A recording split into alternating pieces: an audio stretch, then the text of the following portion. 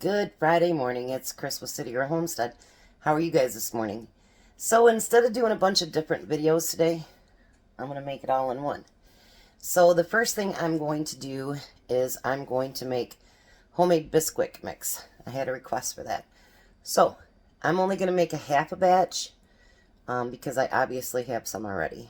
So I'm going to turn you around here. Look at you getting a different angle in my kitchen. So for half a batch, I've got 3 cups of all-purpose flour in there.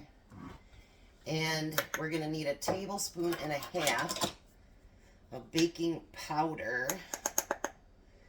So there's a tablespoon. And we'll do a half a tablespoon. Alrighty. And then we need a half a tablespoon of salt.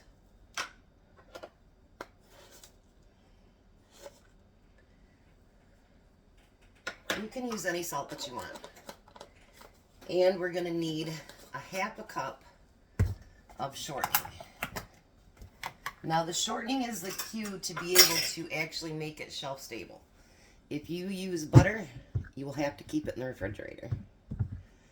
So that's the big difference. Alright, let me get me a... Thought I was prepared, but I guess not. And now you can blend this by hand as well. But I'm going to use my KitchenAid here to do it.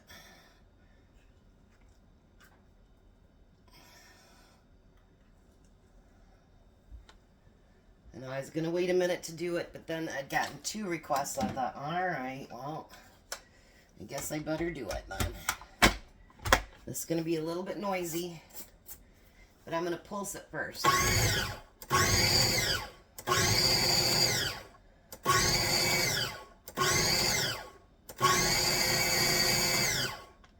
Alright, now I'm going to run it on high for a minute.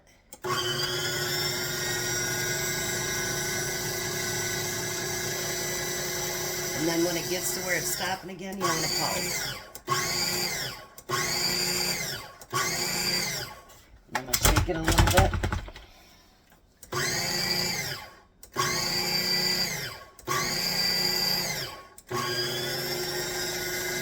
Alrighty. So let's take a look at this.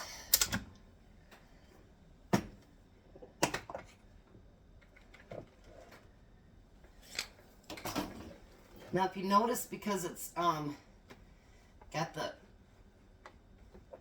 sorry, my brain just lost a cylinder there. If you notice, because of the shortening, it's not like your normal just flour. It's like a chunkier thing there. So now, because I only made a half a batch, I'm going to store mine in a quart jar. Let me find a cup that I can pull it out there with.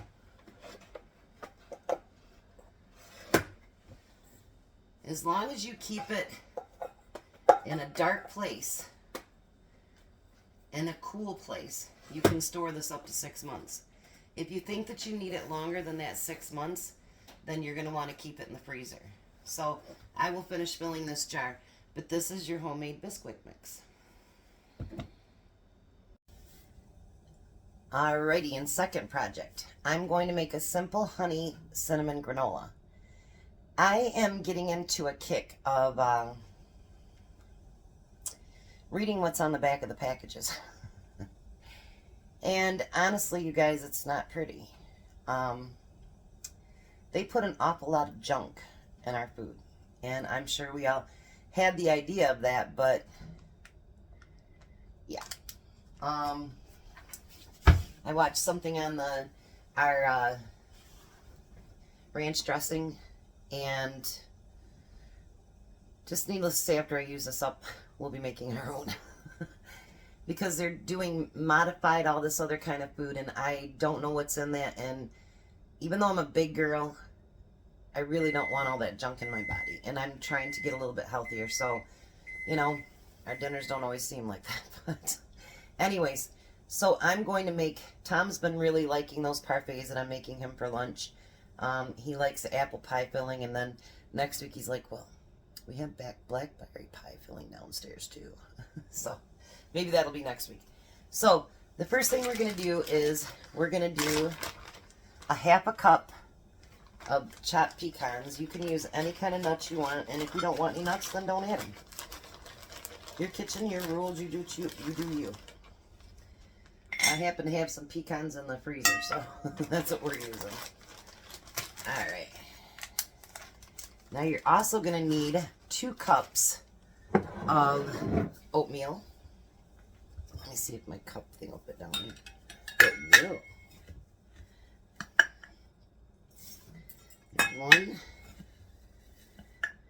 and 2 cups of oatmeal. And these are those jars that my grandkids made me. I tell you, I love those because it was made for Grandma. Alright, and then you need 2 tablespoons of salted butter. And you're going to need 1/3 cup of honey plus a tablespoon. Now this could take a minute, you know, because honey takes a minute. Alright, let's move this over here so you can see a little bit.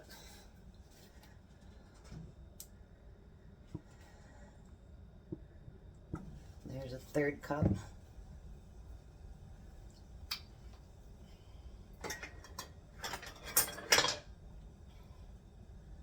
Get all that nice, delicious syrup out of there. Oh, yeah.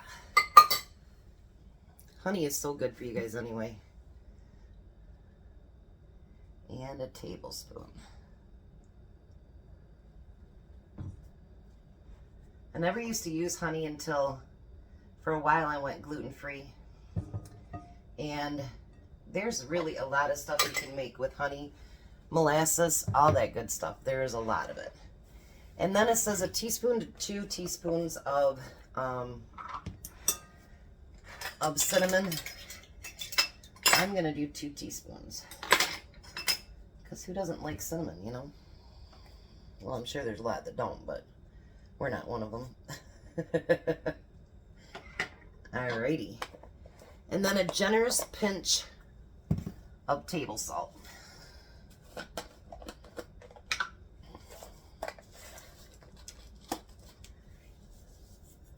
So I'm going to call that a generous pinch. Now, because of the honey, and this does not say that anywhere in the recipe, but because it's honey, it gets sticky. And if you don't want it sticking to your spoon, just lightly spray. And then it won't stick to your spoon, hopefully. So we're going to mix all that together. Mix it up really good, guys. Get everything coated.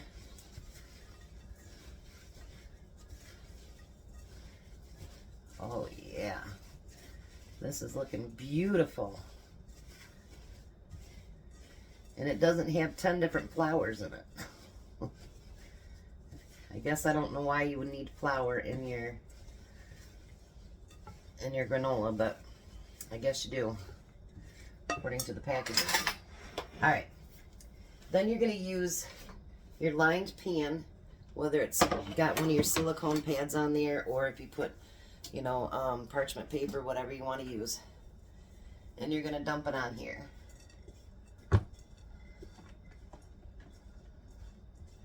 Yeah, he's been really, really liking the granola and stuff. And that's good because it's healthier.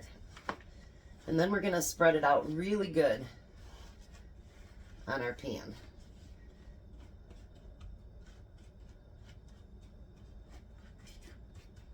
And there's a whole bunch of different flavors, but I figure he likes honey and he likes cinnamon, so why not? And you can get as technical as you want on these too. You know, I mean, there can be those ones that's got 50 million recipes or 50 million ingredients. I'm not all about that. So now you're going to heat your oven up to 300, which mine is, and you're going to bake it for 15 minutes. After that 15 minutes, you're going to stir it up and then bake it for another 15. I'll bring you back when I do that. Alrighty, so the first 15 minutes is done. So now we're going to stir up the granola. So I'm going to kind of twist it all to one side.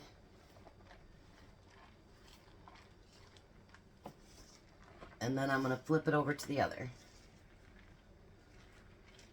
And then flatten it back out again. And you guys, I can't even tell you how good this smells.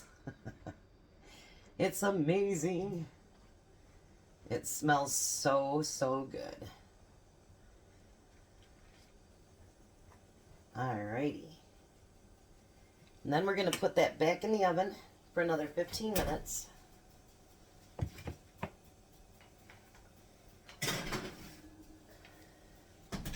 And then I'll be back. And at the end, I have one more project I want to do, and I will tell you why I'm doing this in like a movie form today instead of individual videos. And I will tell you at the end why I'm doing it. Alrighty, and we're back. Now the granola is fully cooked. Look at that. Isn't that beautiful? Let me bring you down a little bit closer. Isn't that pretty? Alrighty. I'm going to let it cool for just a few minutes and then we'll put it in the jar and put it away. And on to the next one. Alrighty. The third and last thing today, I think, until dinner. We're going to make salsa ham egg roll-ups for breakfast.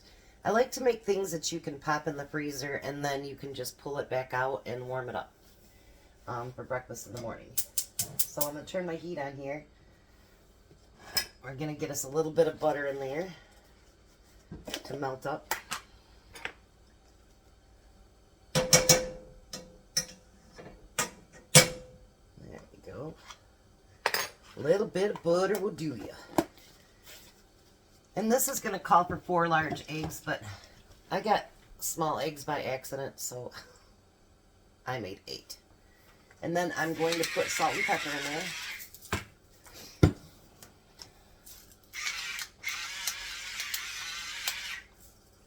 Let's whip that in there.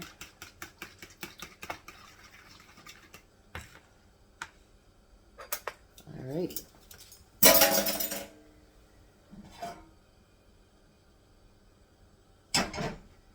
And we're going to fry up our eggs.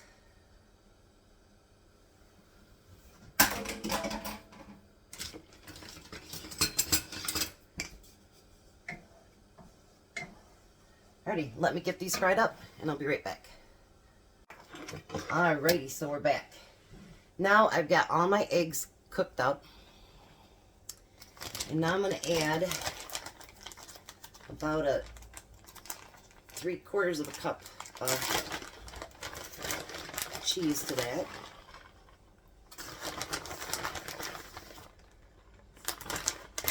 Alrighty. And we're going to stir that in with it. It'll melt a little bit, but not all of it.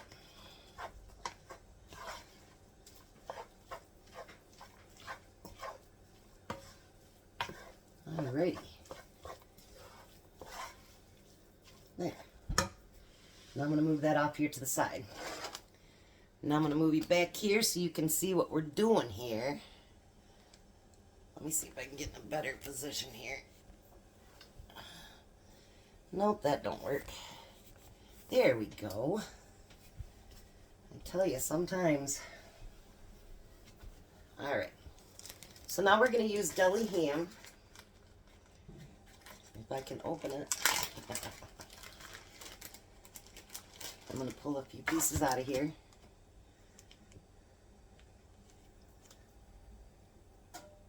I'm going to do 2 at one time. We're going to put a little bit of the egg mixture towards the edge over here.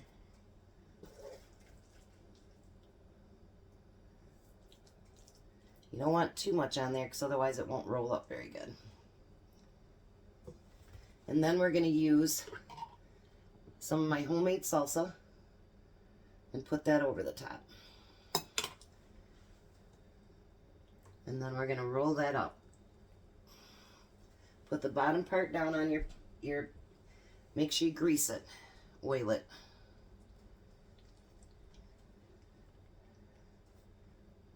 I'll squeeze that one in there. All right, I'm going to get all these made up, and then I'll be right back.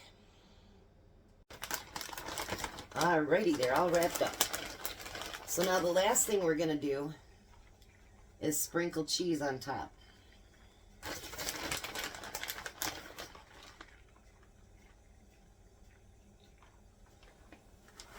Bag all gone.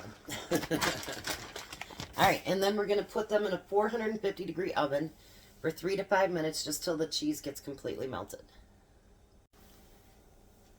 Alrighty, and they're done. Let me bring you down here closer. Aren't those beautiful? So I'm going to let them cool for a few minutes, and then I'm going to show you how I'm going to store them. Alrighty, I'm back. So this is how I store them. I put them in little baggies, and then I'll put them in the freezer, and then the night before I'll pull them out, and we have breakfast the next morning. And we made Bisquick in a jar, and we also made our own granola. Alright, so the reason for this today, normally I would do 3 separate videos, but I have 2 natural sons, and then I have my, I don't like to call them, but my bonus son.